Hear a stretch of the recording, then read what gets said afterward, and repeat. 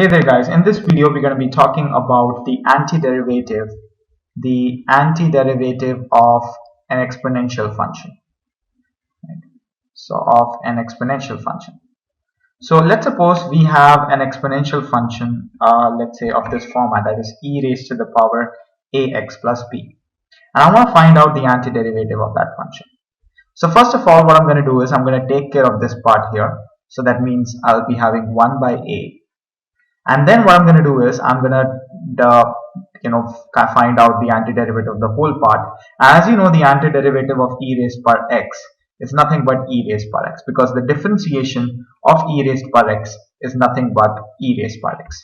So I'm going to have e raised to the power ax plus b, and then of course I'll be adding up a constant. So this is the antiderivative of an exponential function. Let's say, for example, we have to find the antiderivative of e raised power minus 4x plus 5, this. So how are we going to find the antiderivative of this function? So what we're going to do is, first of all, we're going to break it into parts. So it's going to be e raised power minus 4x dot dx plus the antiderivative of 3x plus 2 raised to the power 1 by 5 dot dx. Fine. Then after that, what we're going to do is that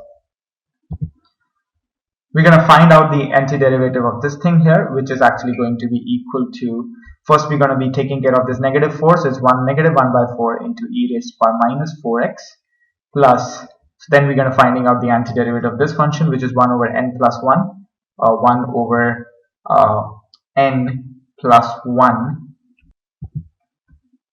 So this is 1 over n plus 1, and then we have to take care of this 3 as well.